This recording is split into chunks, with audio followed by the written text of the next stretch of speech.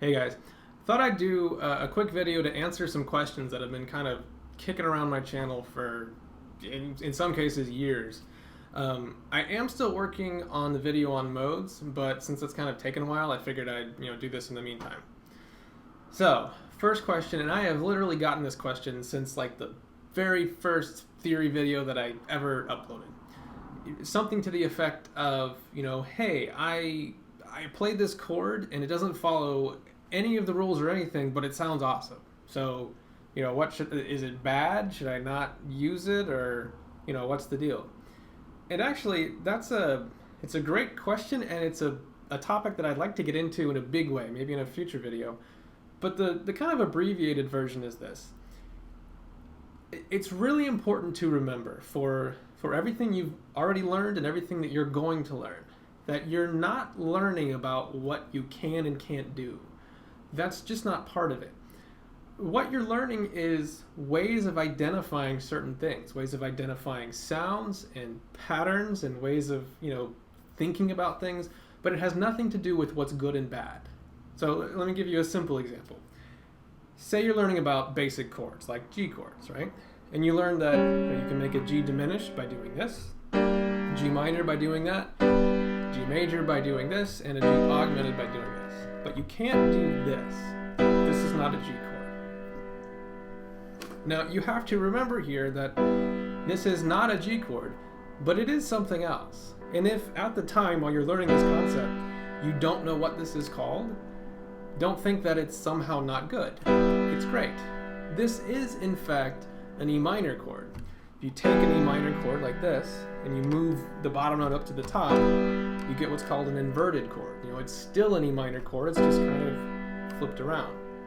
Now in this scenario, the concept is simple, but say you're doing something, really complex and elaborate, and you come up with some wild chord with 6 different notes, and it doesn't make any sense to you at all. Don't think that it's not good. If it sounds good, it is good. But if you don't know the name of it, that's totally fine. You just don't know the name of it yet. I guarantee you, people have been playing music for a long time, and they have named just about everything you can conceive of. So there is some name for it. If you don't know it, that's totally fine. Now, what you might find out is that, for example, say you're writing a piece of music and you're coming up with a chord progression, and you wind up, playing some chords that you don't know, or they don't make any sense to you. They're weird.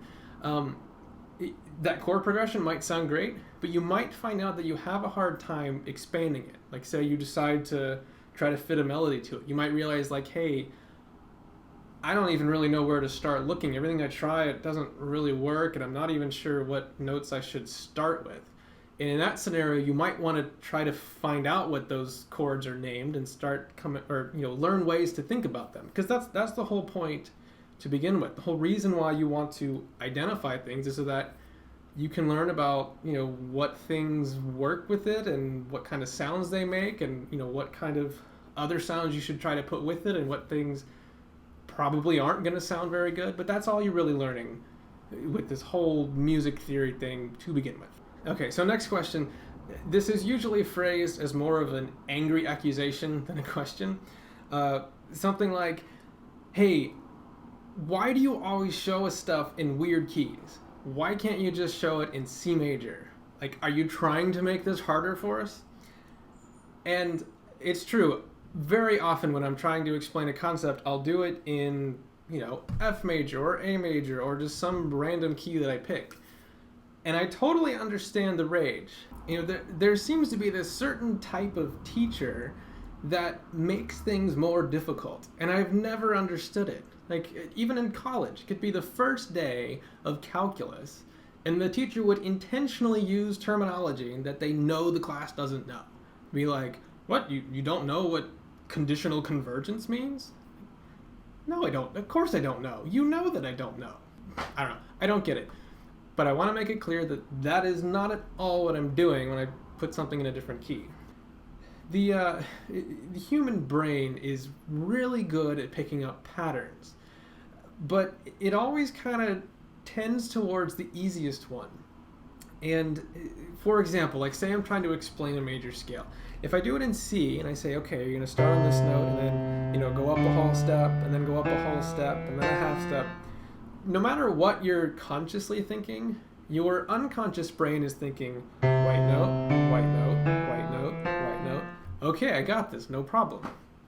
If I do that same thing in A, even though it feels more difficult, your brain goes, okay, white note, black note, okay, the white and black thing isn't what I need to pay attention to. Let's see. These two notes are a whole step apart. These are a whole step apart. Okay, that's what I need to remember. And in that case, you're learning the right thing. You're learning the pattern of the scale, not that in C major all the notes are white. If C major feels easier, it's probably a good sign that you should stop practicing in C and practice in other places, because what you're probably relying on is just the fact that the notes are much easier to find there, not what the actual intervals are and the relationships and the thing you're trying to learn to begin with. So I hope that gives some insight into why I do that all the time. Please put your pitchforks away. I do it because I care, not because I don't. Anyway. All right, so third question, kind of a simpler one. A lot of people have asked this, and it's actually a great question. What's the difference between a scale and a key? And it seems like the answer should be obvious, but it's actually not so much. In a lot of cases, the difference is really hazy, like a key and a scale. I mean, sometimes they're almost interchangeable. Here's a good rule of thumb, though. This is a good way to think of it. You can play a scale, but you can't play a key. And if you kind of think through that, you can usually tell if you should be saying scale or key. If I said, hey, what are the notes in a G major scale? You'd say, well, G, A, B, C, D, E, and F sharp. If I said, hey, what are the notes in the key of G major? You would say the same thing, G, A, B, C, D, E, and F sharp. But if I said, hey, play me a G major scale, you'd play through those notes. Because a scale is this kind of concrete linear thing. It's a bunch of notes that are all strung together, usually in order.